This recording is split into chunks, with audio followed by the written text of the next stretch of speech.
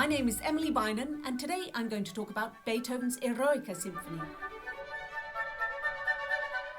The Eroica Symphony was Beethoven's third symphony and is widely regarded as being a hugely important turning point in music history, taking us from the classical era into the Romantic era. The answer as to why it was such a turning point might lie with Beethoven's deafness.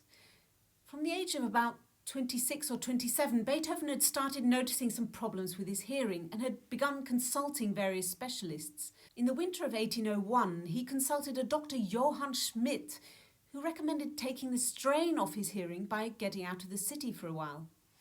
So Beethoven took himself off to a small village just outside Vienna, Heiligenstadt, where his composing was interspersed with long walks in the country, some letter writing and a bit of teaching, all in a quiet and leisurely setting. Only after his death was the most famous of all Beethoven's correspondence discovered. The letter was to his brothers but was never posted, and in it he shared his devastation at his hearing loss. He hinted at suicide and explained how they should distribute his possessions after his death. His torment at losing his hearing is abundantly clear in this document, which is now known as the Heiligenstadt Testament. Perhaps reaching this all-time low gave Beethoven the courage to risk letting go of the traditions of the past, the style of music written by Haydn and Mozart, and to bravely set off on his own course that would change musical history forever. A matter of weeks or possibly even days after writing this letter, Beethoven started sketching his third symphony. But funnily enough, the sketches didn't include the last movement, which is where the flute solo is, because in a way he'd already sketched that movement out in his set of variations for piano, opus 35, now known as the Eroica variations. And he must have been pretty pleased with that theme too, because he'd also used it for the finale of his ballet, The Creatures of Prometheus, from 1801. The work was originally subtitled Bonaparte, but when Napoleon Bonaparte declared himself Emperor of France in 1804, Beethoven became furious, completely disillusioned with his hero, and he scratched the name out in a rage. He then renamed it Symphonia Eroica, Heroic Symphony, composed to celebrate the memory of a great man. So the flute solo we're going to talk about today lasts less than 30 seconds. And when you're playing the entire symphony in the orchestra, it really doesn't seem that significant at all. It's just one of the variations in that last movement. So why do they ask it for orchestral auditions? Well, I think there are 5 technical challenges or opportunities, if you like, in this short excerpt. A wide dynamic range, good intonation, graceful and elegant phrasing, wonderful staccato, and an excellent balance between the registers. So let's start by looking at these F octaves marked fortissimo. And to help the intonation here, I usually add the ring of the E key. If you have an open hold flute, you can try that too, or if you're playing a closed hole flute, or if it sounds better on your flute, then try keeping the 4th finger of your right hand down. Both of these will help keep the octave well in tune by making sure that the top F isn't too sharp. Start by practicing it just mezzo forte with a tuning machine, carefully checking your intonation, then gradually build it up to forte and then on to fortissimo. The chord under the first 2 bars of Fs is a diminished chord, A flat, B, D, F. Then under the second pair of bars we have a dominant 7th in C major, G, B, D, F. So another way of checking your intonation is by really feeling and hearing those chords. If you can, sit at the piano and hold down those chords with the pedal while you practice your F octaves. Then amazingly, rather than taking us to C major, we arrive in B minor. So that F sharp here is the 5th of the chord, so that needs to be nice and shiny and positive, and you might like to try using the C sharp key here instead of the D sharp key. It's slightly sharper, but more importantly, it's got less resistance, meaning that it responds a little better to vibrato. Because if you look in the score, you'll see that we're playing an octave above the violins, adding a sort of metallic sheen, if you like. And this is another reason for keeping the pitch up, because the violins are very unlikely to be flat. And of course, they'll be using a beautiful singing vibrato, so we should too. Now let's look at the phrasing, and I would suggest that the feeling here is very much of a grouping by two bars. So the second bar of each microphrase, the C sharp and then the D, are slightly more lifted and released in sound, or softer if you like.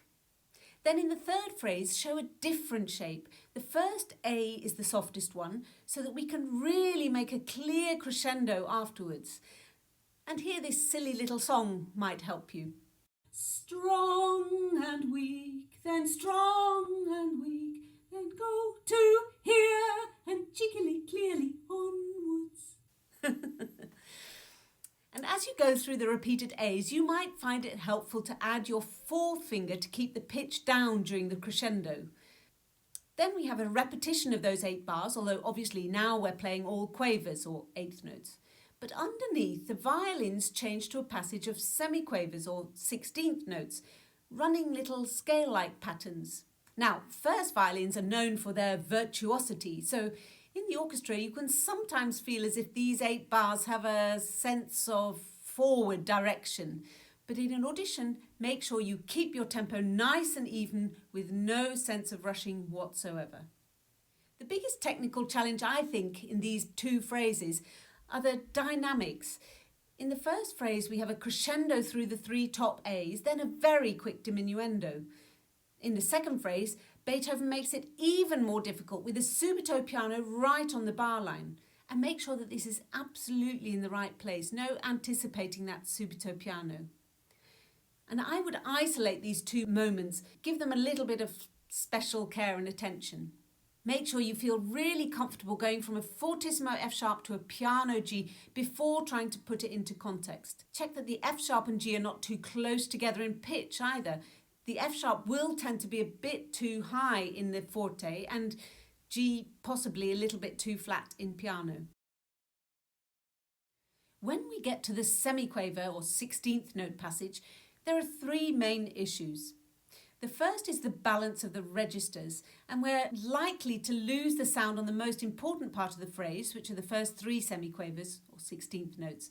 So here I like to play quite strongly those 2 upbeats and the first note of bar 193, maybe even playing them a little longer too, so they really speak and sound.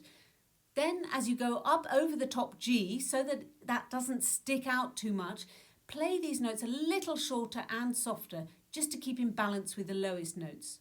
So we're varying the kind of staccato we use here too, from longer in the lower, more important moment of the phrase, to the lighter and shorter in the second bar.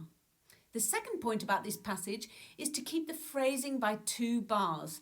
The beginning of bar 193 is quite strong, followed by a weaker second bar, and then again, strong bar and weak bar.